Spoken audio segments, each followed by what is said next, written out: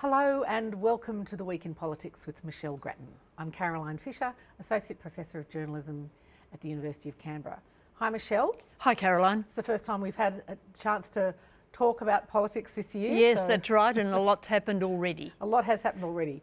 We didn't have Parliament this week, but there was a lot of action on the industrial relations policy front.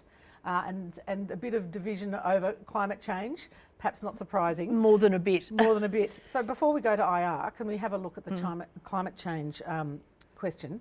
I mean, it just seems that the more the government talks about the possibility of a goal of net zero emissions by 2050, the more divided the coalition becomes, particularly amongst National Party members. I mean, on the one hand, we've seen Matt Canavan sort of fighting tooth and nail to avoid that scenario, and then the Deputy Leader, David Littleproud, being more optimistic and thinking there might be a way forward towards this goal. Why is this so polarising for the National Party? The National Party's always been pretty hard line on the climate change issue, particularly over the issue of fossil fuels. But what's interesting, I think, is that in this last round of the debate on the Conservative side, we're not really seeing the hardline Liberals fighting particularly strongly. I think they've been quite weakened with the departure of Abbott and other people really falling more into the background. But we are seeing the Nationals, or at least the rump of the Nationals, make this last stand. Now, we've got David Littleproud obviously anxious to help Scott Morrison embrace that 2050 target before the Glasgow conference, even earlier perhaps. He said in an interview with The Conversation, a podcast we did this week, that he hoped that the roadmap to underpin the embrace of that target could be finished this year. Is that realistic, do you think? Well, look, I think the roadmap is sort of like a piece of string.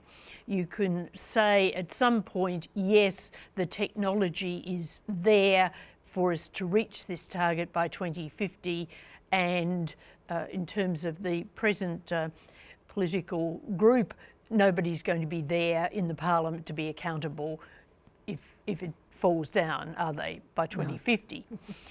But that's Littleproud. Now, Michael McCormack, of course, is sort of caught in the middle of this. He said at the weekend maybe agriculture should be exempted. Clearly, David Littleproud thinks it shouldn't be, that it should be part of the solution. And then you've got Barnaby Joyce, Matt Canavan and a few others who say absolutely no way. So I think we're going to see some harsh words on this issue within the Nats, probably as early as Monday. Of course, no decisions by then, because Morrison hasn't yet come to the point of putting the proposition, as it were. But I think the debate is going to be fierce in the Nationals. So yes, they've got a party room meeting coming up on Monday. On Monday, right? Well, their regular party room meeting, yes. Yes, so McCormack, I mean, that will be difficult for him to find a unifying position. Do you think it's possible? I don't know whether he can find a unifying position. I think his main challenge is always surviving any crisis that arises within the party, because his enemies in the party are always willing to use these issues against him. He's got no political capital to help Scott Morrison in this, and it's interesting that I think David Littleproud is doing the heavy lifting within the party. So the concern about this, the division, I mean, is it fear of losing seats? Is that what is driving Canavan and Joyce and those Nationals? Or is it more ideological than that? I mean, because there is a real shift. I mean, they're all representing, rural and regional electorates.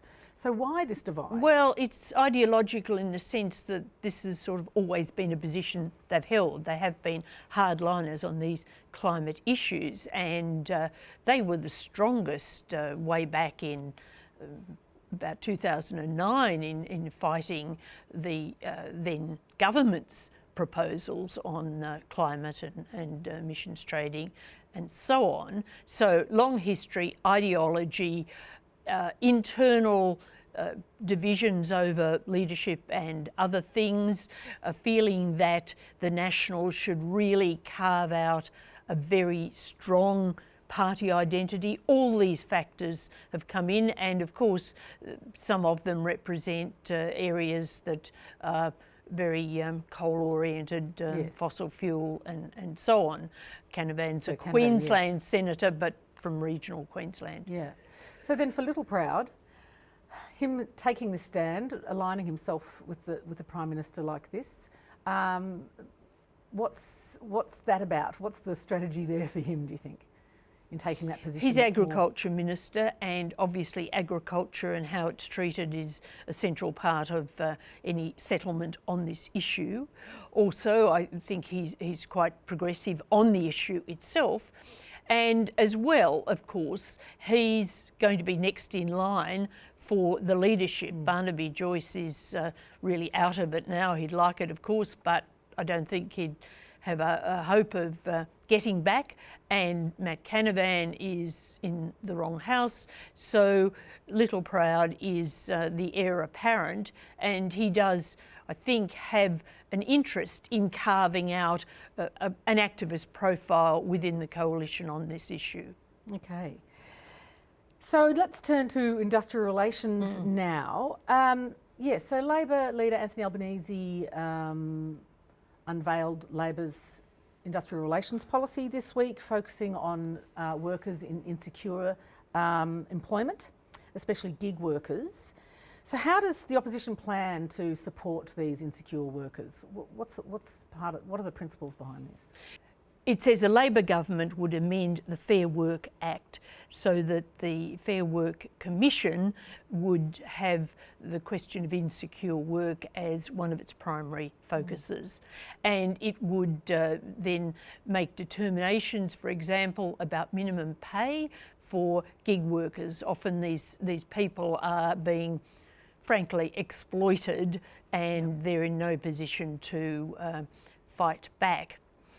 Also, people who are put in jobs through labour hire companies would be guaranteed the same pay as those employees directly employed by the company. Same job, same pay. There's also a provision to try to get portability of entitlements for some workers in insecure jobs. Now, this was a bit messy in the announcement, and some took it as meaning that everybody who was in these sorts of work would get all the entitlements, sick leave, long pay, long service leave, and the rest. But what the proposal is that whatever entitlements they have would be made portable.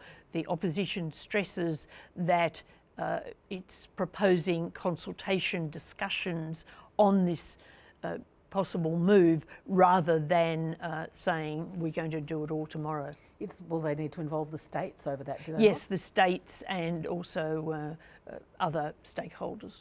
So the coalition jumped on this and claimed that it was going to cost billions of dollars. 20 billion. 20 billion. It jumped on the portability Yes. matter and said $20 billion. Indeed, the Minister, Christian Porter, said $20 billion 20 times in his doorstop.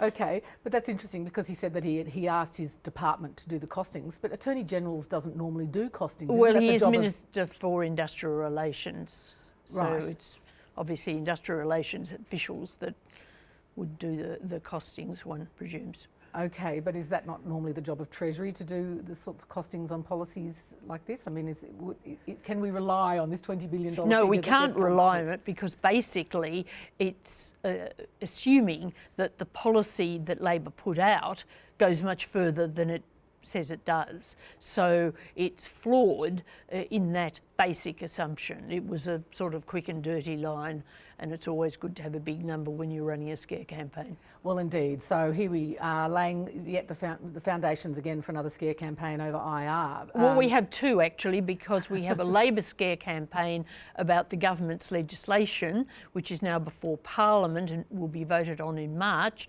And Labor says, and the unions say, that that's just a plan to cut wages. So scares everywhere, which is pretty normal for industrial relations debates.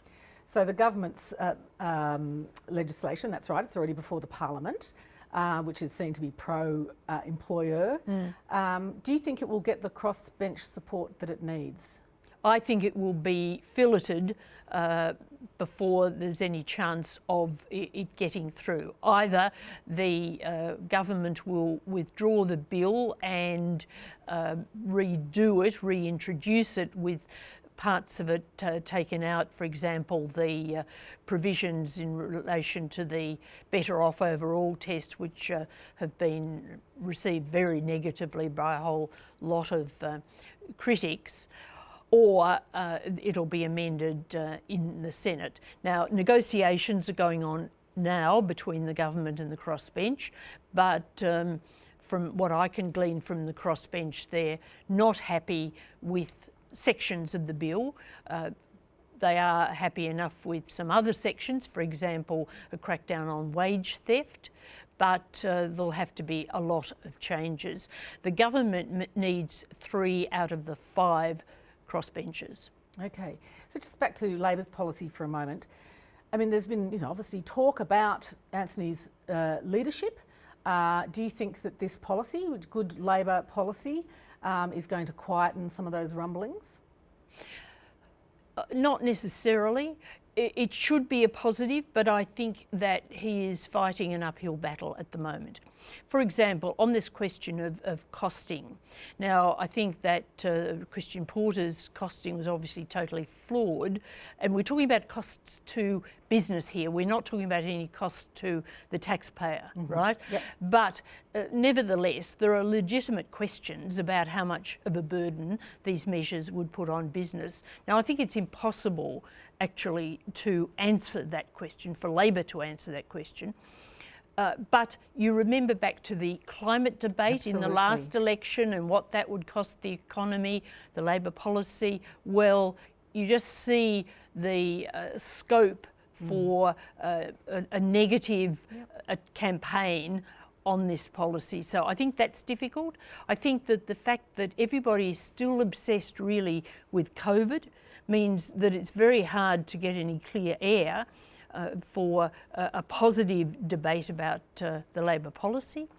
And of course, when Anthony Albanese is already under criticism over his leadership, it means he carries a greater burden, as it were, because people are likely to approach how he sells the policy, if they're Labor people, more worried, more nervous, and he is likely to be less confident because all this other stuff's been going on in the background.